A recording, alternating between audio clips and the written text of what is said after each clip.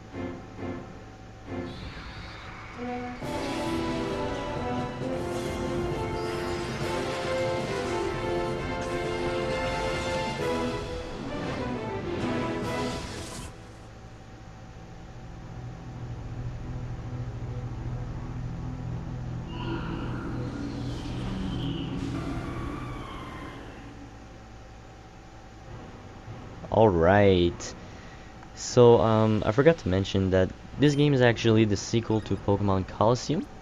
Um, I, I've played that game, but I enjoy XD a lot more, simply because it corrected some of the flaws that Colosseum had. And I might consider doing Colosseum actually, but I really want to do this game first. So let's go ahead and name ourselves Zhaenn, of course, because that's my name, and then there's a new cutscene here, so I'll be back in just about a minute.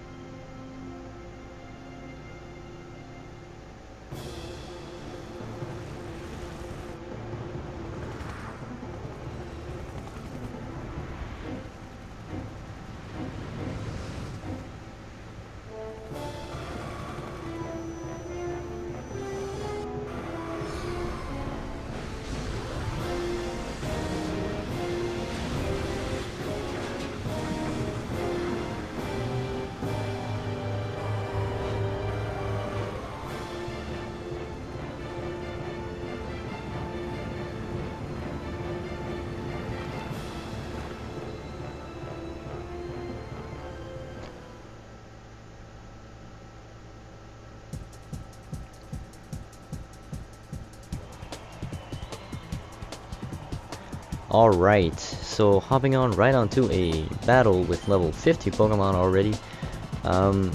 So yeah, we have a Salamence, and we're against a Metagross. Now, to win this fight, you need to use Earthquake twice. and this Metagross will actually use Sludge Bomb, and there it got a critical hit and the poison. So that was pretty much like the worst scenario possible for that.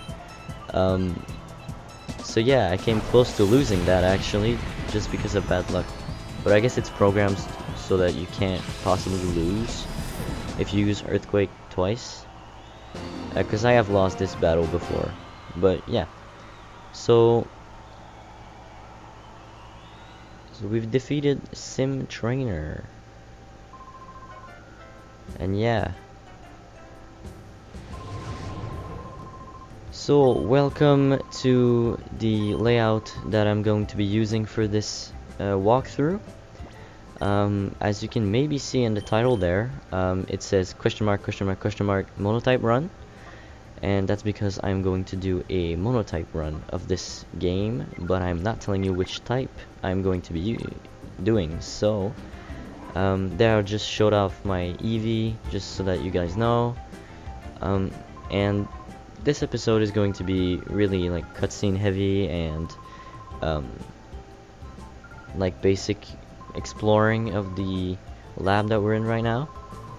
But yeah, if you come into this room right afterwards, you can talk to your mom and Professor Crane. And yeah, so I quite like Lily and Professor Crane as characters. I think they have like good personalities, I guess. Lily is like the not so severe mother, but like caring mother, and Professor Crane is kind of like the chill scientist that really knows what he's talking about, you know. So then he asks you to go to your room to grab yourself your PDA. Now that is an item that was first introduced in Colosseum. It's basically your trainer card, but it can also receive emails and stuff, so yeah, it's pretty cool.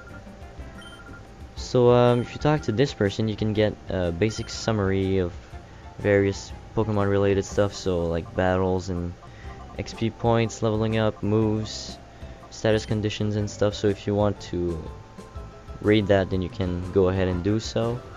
I'm not gonna do it just because well, it would take a lot of time, and I can explain that as we progress through the walkthrough.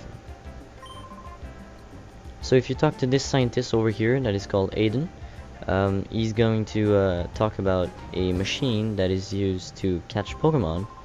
So, but he's gonna tell you that it's not complete yet, so I guess we can't do anything with that. Now over here, these people are all going to talk about something called the Purify Chamber. We're gonna get into that much later though, just because we can't do anything about it for now. So just set that aside. And of course he's gonna mention the save option, so if you ever need to save your progress, you can just open the menu and the save option is right there. There's no need to go back to the PC to save, like in Colosseum. So there was the PC, Blissey, and a Pokemon healing machine. So if you want to, I don't know, heal your Eevee for some reason, I don't know, but just like note the fact that they're there for later purposes, I guess. If you come over here, you can talk to this little gentleman over here, and he's gonna mention that he saw Jovi, which is our kid sister, with her Mimi. Now that doesn't really help us to find her, because yeah, we're actually trying to find our sister right now. So yeah, now over here in this room, you're gonna find this little trainer with a Curlia, and she's gonna mention that friendship is really important, and companionship and all that stuff. So here is Jovi's room. I don't know why she has two beds, but whatever. And this is our room. So you can see that there's something shiny on the desk over here. Now of course that's gonna be the PDA. So right away when you pick it up, you're gonna receive an email sent by Professor Crane, that it's gonna tell you that Adon was playing with Jovi. He was playing hide and seek, so we may need to find this guy to know where Jovi is.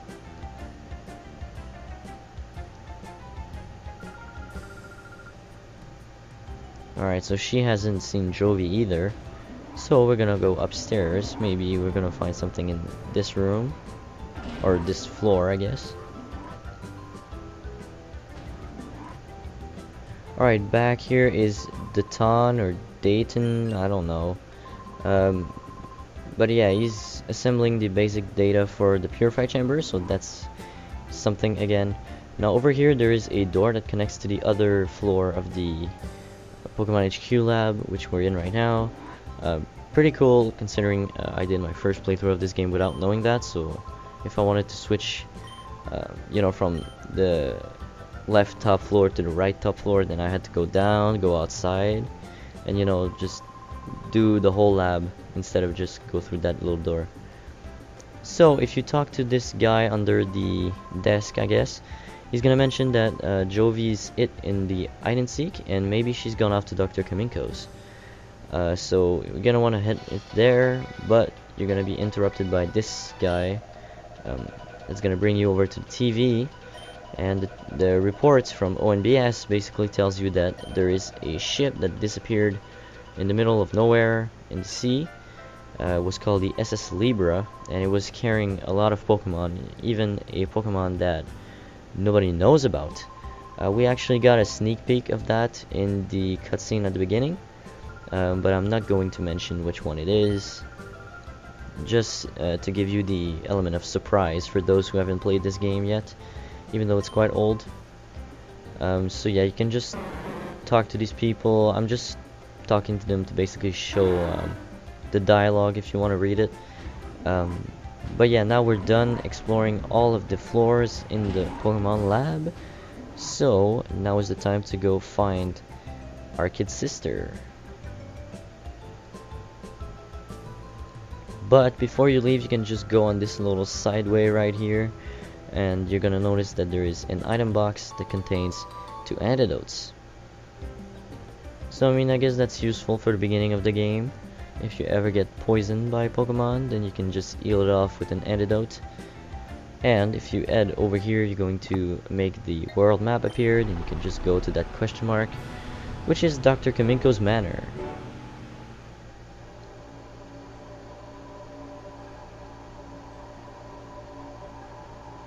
So you're gonna see this weird little like electric thingies, antennas, things coming out of the manor, which is really more like a little house, but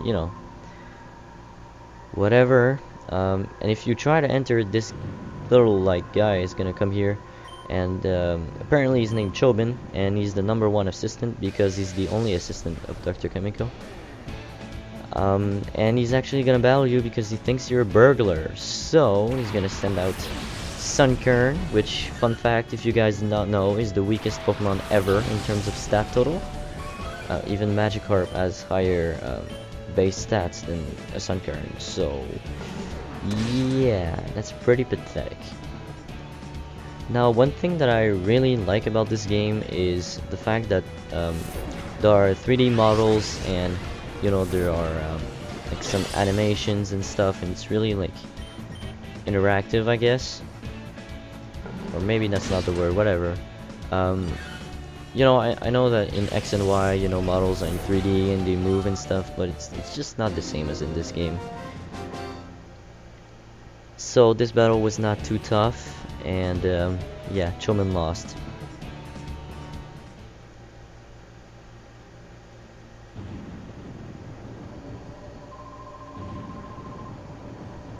So after the battle, Chobin is gonna realize that you're a child, so you must not be a burglar, and then he's gonna recognize you as Jovi's older brother.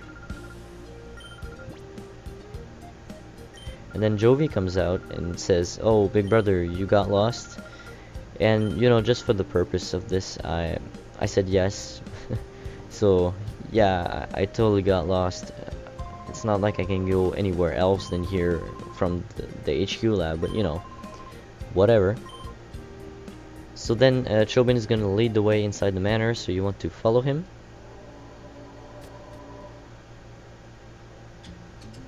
And he's gonna show you an invention of Dr. Kaminko, And these inventions are just so stupid. So yeah, he's like praising the doctor, saying like what he invents is like really good, but it's so bad. Like this guy doesn't know what he's inventing. So he's gonna show you the unhealthy sandals first. So yeah, these make painful feet and chronic like pains in your feet and stuff. So yeah, really useful, right? So I'm just gonna show you another one. If you go talk to this monitor over here, you can view it. So this is the power draining light bulb. So it takes electricity at 10 times the rate of a regular light bulb. Isn't that amazing?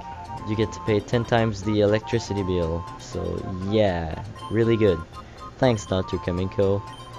So if you talk to this old guy, he's gonna introduce himself as Macon or Macon, whatever, and he's gonna say that he runs the part shop in Gettysburg Port. So yeah, I guess that's a cool thing. I think he was also in Pokemon Colosseum, so yeah. Then you can just go talk to Jovi, and she's gonna call her Mimi, which is actually a Minun. Then it just like disappears into her shirt or something, whatever. And she's gonna join the party, and now you can just escort her back to the HQ lab. So yeah. So when you try to leave, you're gonna exit an email. What did I just say? You're gonna exit. You're gonna get an email from Professor Crane that's gonna tell you to come back to the lab, and it's gonna wonder if you found Jovi. So yeah. Now that's gonna be it for this episode, guys. I'm really sorry for this like kind of boring episode, but yeah, we'll see you in the next one. So goodbye.